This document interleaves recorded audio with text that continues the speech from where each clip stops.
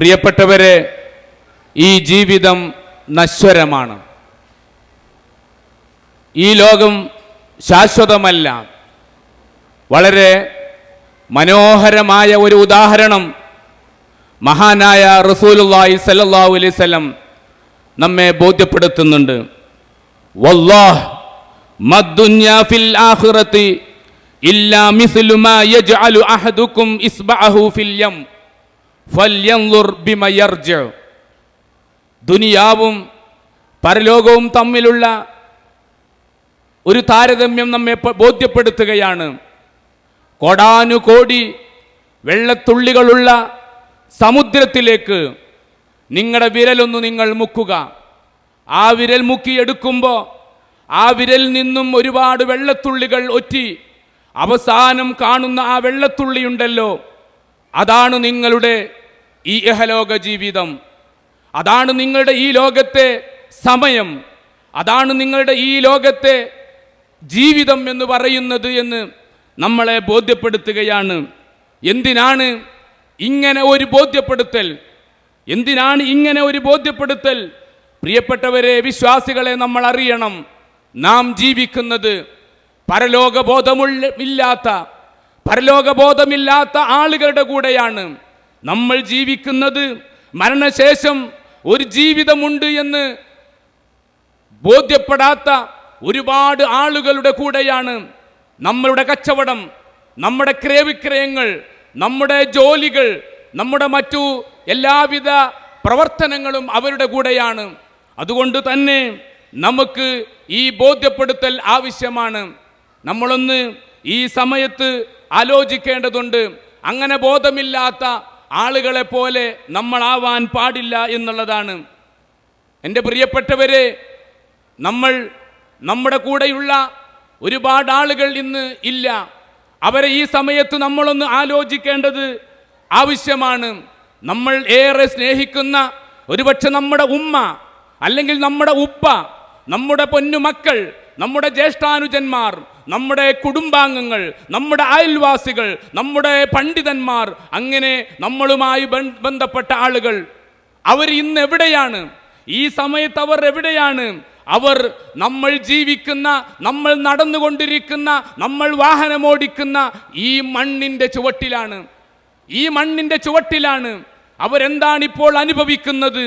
പ്രിയപ്പെട്ടവരെ, അല്ലാഹു സുബ്ഹാനഹു വ തആലയെ വിശ്വസിച്ചുകൊണ്ട് ആ രൂപത്തിൽ ജീവിച്ചാൽ, നേരത്തെ പറഞ്ഞ വിഷയങ്ങളൊക്കെ ശരിക്കും മനസ്സിലാക്കി ജീവിച്ചിട്ടുണ്ട് എങ്കിൽ, അള്ളാഹുവിൻ്റെ സ്വർഗത്തിൽ നിന്നുള്ള ഒരു കവാടം അവരുടെ ഖബറിലേക്ക് തുറന്നു കൊടുക്കുകയാണ്. എന്നിട്ട് ആ സ്വർഗീയമായ സുഖങ്ങൾ ആസ്വദിച്ചുകൊണ്ട്, സന്തോഷിച്ചുകൊണ്ട്, കരഞ്ഞുകൊണ്ട് അവർ പ്രാർത്ഥിക്കുകയാണ്, അല്ലാഹുവേ അഖ്മിസ്സാ, അന്ത്യദിനം ഒന്ന് പെട്ടെന്ന് തന്നാൽ ഞങ്ങൾക്ക് ആ സ്വർഗത്തിൽ ഒന്ന് വിഹരിക്കാം, അവിടെ സന്തോഷിക്കാം എന്നാണ്. എന്നാൽ കുറെ ആളുകൾ എങ്ങനെയാ? അവർക്കതാ നരകത്തിന്റെ കവാടമാണ് തുറന്നു കൊടുക്കുന്നത്. അവർ പ്രയാസപ്പെടുകയാണ്, അവർ വല്ലാത്ത വേദനയിലാണ്.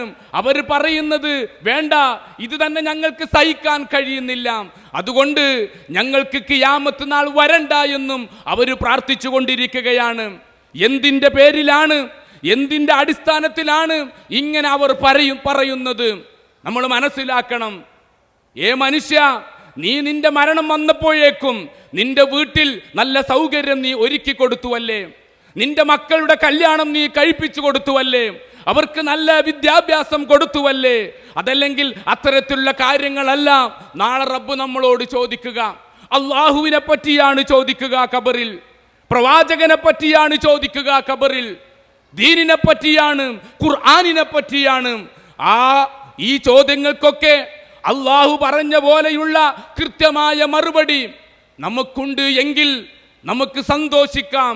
നേരത്തെ പറഞ്ഞ പോലെ ആസ്വദിച്ച് നമുക്ക് ഇതിനെ നല്ല രൂപത്തിൽ അനുഭവിച്ച് അവിടെ കഴിയാം. ഇല്ല എങ്കിൽ മുസ്ലിമായി ജീവിക്കാൻ അവസരം കിട്ടിയിട്ട്, ഇത്തരത്തിലുള്ള ആദർശങ്ങൾ പഠിക്കുവാൻ അവസരം കിട്ടിയിട്ട്, നല്ലവനായി ജീവിക്കുവാനുള്ള എല്ലാവിധ സൗകര്യങ്ങളും ഉണ്ടായിട്ട്, നമ്മുടെ അശ്രദ്ധ കൊണ്ടോ, നമ്മുടെ തിരക്ക് കൊണ്ടോ, അള്ളാഹുവിനെ മറന്നതുകൊണ്ടോ നമ്മൾ അങ്ങനെ ജീവിച്ചു. അവസാനം മരണം വന്നപ്പോ അപ്പോഴാണ് നമുക്ക് വേവലാതികൾ, അപ്പോഴാണ് നമുക്ക് പ്രയാസങ്ങൾ ഉണ്ടാകുന്നത്. ഉത്തരം പറയാതെ വിലപിക്കുന്ന ഒരു രംഗത്തെക്കുറിച്ച് അനുഭവിക്കുകയായിരിക്കും അവർ.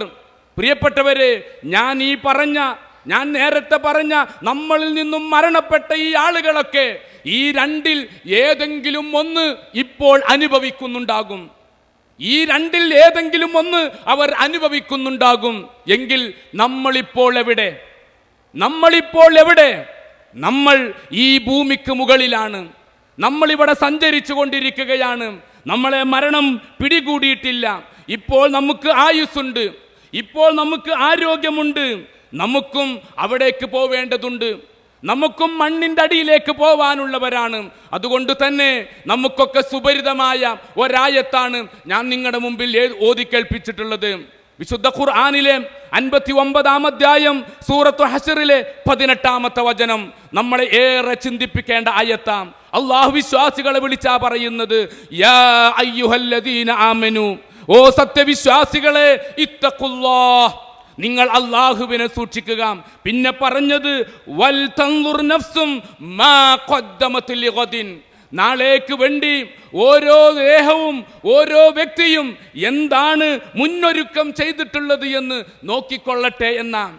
നമുക്ക് കിട്ടിയ സമ്പത്ത്, നമുക്ക് കിട്ടിയ സൗകര്യങ്ങൾ, നമുക്ക് കിട്ടിയ സമയങ്ങൾ എന്തിനു വേണ്ടി ഞാനും നിങ്ങളും ഉപയോഗപ്പെടുത്തി എന്നുള്ളത് അത് നോക്കിക്കൊള്ളട്ടെ, ആലോചിച്ചു കൊള്ളട്ടെ എന്ന മുന്നൊരുക്കം നടത്തട്ടെ എന്നുള്ളതാണ് വിശുദ്ധ ഖുർആൻ നമ്മളോട് പറയുന്നത്.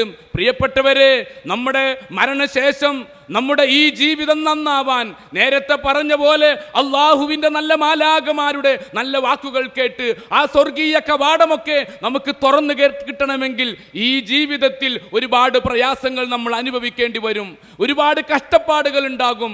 ഇതിനിടയ്ക്ക് നമ്മൾ രോഗികളായിട്ടുണ്ടാകും, നമ്മളുടെ കടബാധ്യതകൾ ഉണ്ടായിട്ടുണ്ടാകും. അതേപോലെ തന്നെ നമ്മുടെ സൽക്കാരങ്ങളും കല്യാണങ്ങളും സമ്മേളനങ്ങളും ഒക്കെ ഇതിൻ്റെ കൂടെ ഇങ്ങനെ നടന്നു പോയിട്ടുണ്ടാകും. ഇതൊന്നും പ്രിയപ്പെട്ടവരെ, ഇതൊന്നും നാളെയുടെ ആ മുന്നൊരുക്കത്തിന് തടസ്സമാവരുത് എന്നുള്ളതാണ് വിശുദ്ധ ഖുർആൻ നമ്മളെ പഠിപ്പിക്കുന്നത്. ലക്ഷ്യം മാറാൻ പറ്റില്ല, നമ്മുടെ ലക്ഷ്യം മാറിപ്പോവാൻ പാടില്ല.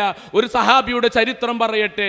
മഹാനായ സഅദ് ബിൻ അബി വഖാസ് റളിയല്ലാഹു അൻഹു, അദ്ദേഹത്തെ സംബന്ധിച്ചിടത്തോളം അള്ളാഹിന്റെ റസൂല് സ്വർഗമുണ്ട് എന്ന് വാഗ്ദാനം നൽകിയ സഹാബിയാണ്. അള്ളാഹുവിന്റെ റസൂൽ സ്വർഗമുണ്ട് എന്ന് പറഞ്ഞ ഒരു സഹാബിയാണ് സഅദ് ബിൻ അബി വഖാസ് റളിയല്ലാഹു അൻഹു. പ്രിയപ്പെട്ടവരെ, അദ്ദേഹത്തിന്റെ മരണത്തിന്റെ അവസാന സമയം ഇവിടെ ഒരുപാട് ആളുകൾ ഓതിയ ആയത്ത് കുല്ലു നഫ്സിൻ ദായിഖത്തുൽ മൗത്ത്, ഒരുപാട് ആളുകളുടെ അവരെയൊക്കെ വേദനിപ്പിച്ച അല്ലെങ്കിൽ ചിന്തിപ്പിച്ച, ജീവിതം മാറ്റിമറിച്ച ആയത്ത് എന്നൊക്കെ പലരും വിശേഷിപ്പിച്ചു. ആ രൂപത്തിൽ ആ മരണവേദന അനുഭവിക്കുക, അദ്ദേഹത്തിന്റെ മകന്റെ മടിയിൽ കിടന്നുകൊണ്ട് അതിങ്ങനെ അനുഭവിക്കുന്നത് അദ്ദേഹത്തിന്റെ വീട്ടുകാരും അദ്ദേഹത്തിന്റെ കുടുംബക്കാരുമൊക്കെ കാണുമ്പോൾ അവിടെ മനസ്സിൽ പ്രയാസങ്ങളുണ്ട്, അവർക്ക് ബുദ്ധിമുട്ടുകളുണ്ട്. ഇത് കണ്ട സഅദ് ബിൻ അബി വഖാസ് റളിയല്ലാഹു അൻഹു പറഞ്ഞത്, നിങ്ങളാരും എൻ്റെ കാര്യത്തിൽ പ്രയാസപ്പെടണ്ട, നിങ്ങളാരും എന്നെ ഓർത്ത് പ്രയാസപ്പെടണ്ട. കാരണം അള്ളാഹുവിൻ്റെ റസൂൽ എന്നോട് പറഞ്ഞിട്ടുണ്ട്, അൻത ഫിൽ ജന്ന, നീ സ്വർഗത്തിലാണ് എന്ന് പറഞ്ഞിട്ടുണ്ട്. അതുകൊണ്ട് നിങ്ങൾ ആരും എൻ്റെ കാര്യത്തിൽ വേദനിക്കണ്ട. കാരണം ഈ വിശ്വാസം സ്വീകരിച്ചത് മുതൽ, ഈ വിശ്വാസം മനസ്സിലാക്കിയത് മുതൽ ഇതിൻ്റെ ശരിയായ മാർഗത്തിലൂടെ ഞാൻ ജീവിച്ചിട്ടുണ്ട്. ഒരു അരുതായ്മയിലേക്ക്, ഒരു അധാർമിക പ്രവർത്തനങ്ങളിലേക്ക് ഞാൻ പോയിട്ടില്ല എന്ന് അദ്ദേഹം ഉറപ്പിച്ചു പറയുമ്പോൾ, പ്രിയപ്പെട്ടവരെ, നമ്മൾ നമ്മുടെ നെഞ്ചത്ത് കൈവച്ച് നമ്മളും ചോദിക്കണം, നമ്മുടെ ജീവിതം എത്രമാത്രമുണ്ട്? നമ്മളൊക്കെ ആ പരലോകത്തിന് വേണ്ടി, നാളേക്ക് വേണ്ടി എന്തൊക്കെ മുന്നൊരുക്കം നടത്തിയിട്ടുണ്ട്? അദ്ദേഹം അവസാനമായി ഒരു ആഗ്രഹം പറയുന്നുണ്ട്. 52 വർഷം മുമ്പ് ഞാൻ ശേഖരിച്ചു വെച്ച, അതല്ലെങ്കിൽ ഞാൻ സൂക്ഷിച്ചു വെച്ച അതാ ആ പഴയ പെട്ടിയിൽ ഒരു പഴയ തുണിയുണ്ട്. ആ പഴയ തുണിയിൽ ഞാൻ 52 വർഷം മുമ്പ് ഞാൻ ബദറിൽ പങ്കെടുത്തപ്പോൾ ധരിച്ച ആ വസ്ത്രമാണത്. ആ വസ്ത്രത്തിൽ നിങ്ങൾ എന്നെ കഫം ചെയ്ത് എൻ്റെ അവസാന കർമ്മം നിങ്ങൾ നിർവഹിക്കണമെന്ന് അദ്ദേഹം ആവശ്യപ്പെടുകയാണ്. പ്രിയപ്പെട്ടവരെ, ഇതൊക്കെയായിരിക്കണം നമുക്ക് മാതൃകയായിട്ടുള്ളത്. ഞാൻ പറഞ്ഞു വന്നത്, ഇപ്പൊ നമ്മൾ ഭൂമിക്ക് മുകളിലുണ്ട്. ഒരുപക്ഷെ ഇപ്പൊ നേരത്തെ ഒരുപാട് ആളുകളുടെ സംസാരത്തിൽ പറഞ്ഞു, നൗഫൽ ഹാദിയൊക്കെ പറഞ്ഞു, ചില മരണങ്ങളെ കുറിച്ച് നമ്മുടെ മുമ്പിൽ പരിചയപ്പെടുത്തി തന്നു, അവരൊക്കെ വേദനിപ്പിച്ച സംഭവങ്ങളൊക്കെ പറഞ്ഞു.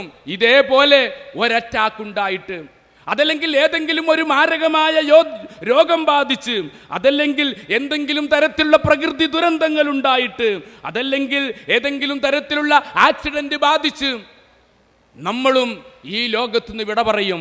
നമ്മളും നാളെ ഈ ലോകത്തുനിന്ന് വിട പറയേണ്ടവരാണ് എന്ന ഒരു തിരിച്ചറിവുണ്ടാവുകയും, ഈ രണ്ടിൽ ഞാൻ തുടക്കത്തിൽ പറഞ്ഞ ഒന്നുകിൽ സന്തോഷം, അതല്ലെങ്കിൽ വിലാപമാകുന്ന ഖബറിലുള്ള അനുഭവം ഏതെങ്കിലും നമ്മൾ അനുഭവിക്കേണ്ടി വരും.